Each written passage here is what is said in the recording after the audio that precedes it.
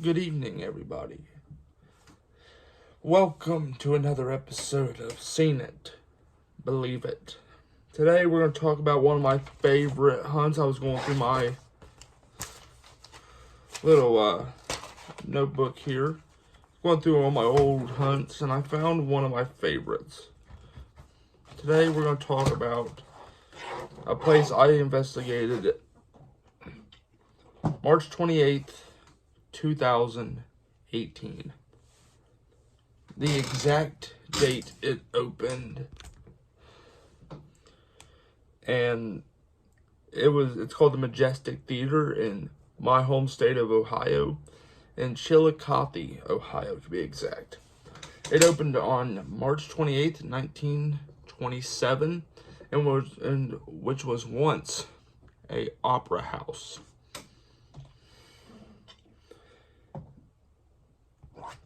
So what we got was, what I remember on that date was, we got a phone call around a week prior to someone seeing fog in one of the hallways, which was strange at first because we thought maybe just one of the fog machines that they used during the operas and using the theaters.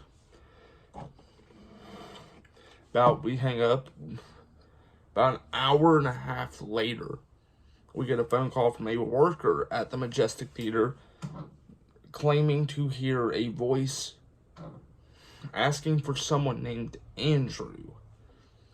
Now that inspired us some to go to drive to Chillicothe to investigate. This is probably one of my favorite hunts for multiple reasons. For one, no one got attacked in this one. For two, we didn't have to drive far, probably an hour and a half at the time. Where I lived at the time, it was only about 30 minutes to 40 minutes.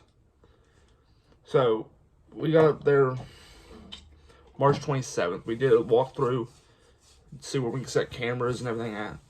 We hooked those up. They was closed that day. We were closed that day and the day after. We were closed the 27th and 28th. They'd be back open the 29th. So we had 2 days to get whatever we needed done.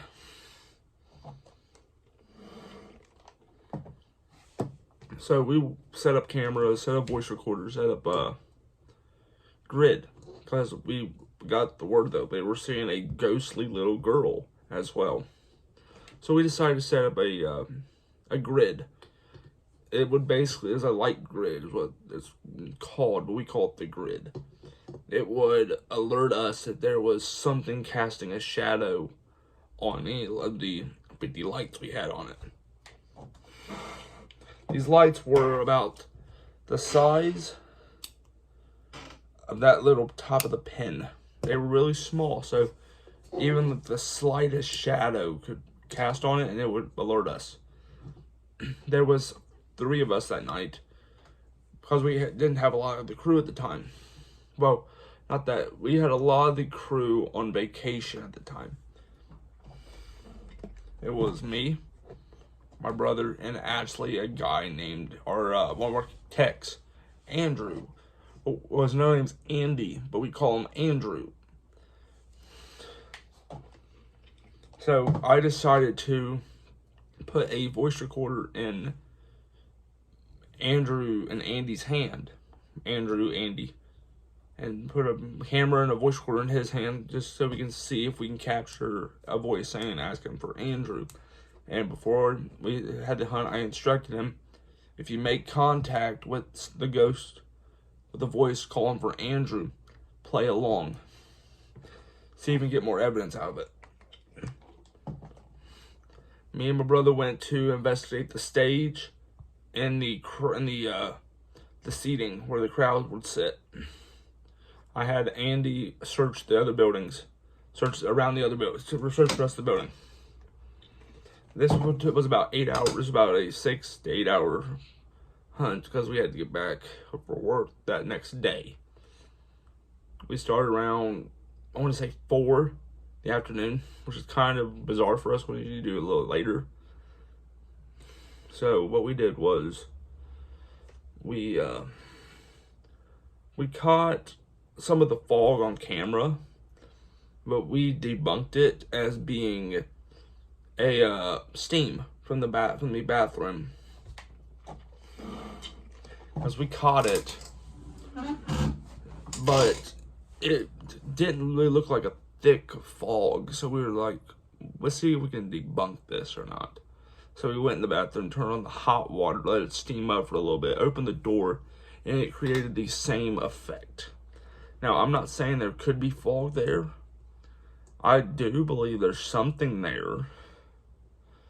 But fog, not on my list. The ghostly little girl, we did catch a image on a flash camera, which is a regular like camera you can find at any like superstore or mall. We took about 45 to 50 pictures at night of different locations. We caught one image of the girl, but we caught a hand. So we were like, maybe. We tried to follow it. We tried to go back to that location, take another picture to make sure we can debunk it or not. We could not. So little girl, maybe. Not maybe, definitely. Now the voice. We caught a 15-minute conversation, which was fantastic. The longest conversation we've had in our entire crew.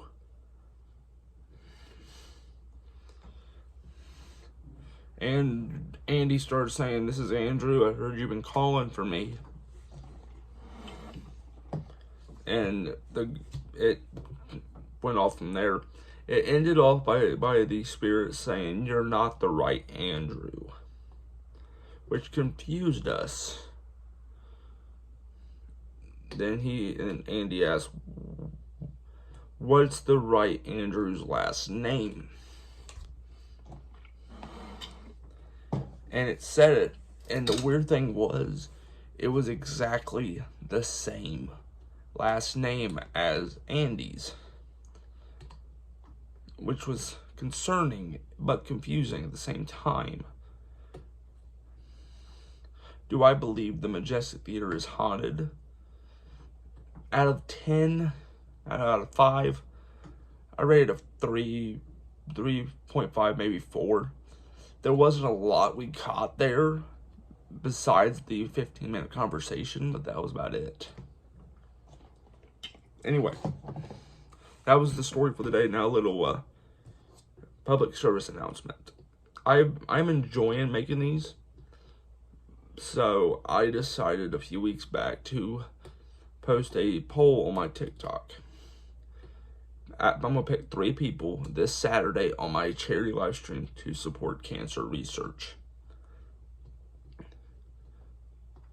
If you want to participate in the poll, you go to SugarWolf52 on TikTok. Go find that post where I asked if you want to be part of a virtual paranormal investigation. I'll pick 3 and I'll announce the winners this Saturday. We're not going to go anywhere big. I'm going to take you guys, I'm going to take 3 of you to 2 different graveyards, or maybe the same graveyard. But the rules are simple. You have to have an Instagram. You have to be over the age of 16. And you have to follow my instructions on it, because I take this very personally. Thank you. And let me know what state or place you guys want to hear about next. I think next week we're going to talk about Jesse James Farm and the Rhodes Hotel, another place I had a pretty good encounter with. Jesse James Farm, I know I caught a good amount of evidence on that one. Thank you, and I shall see you in the next one.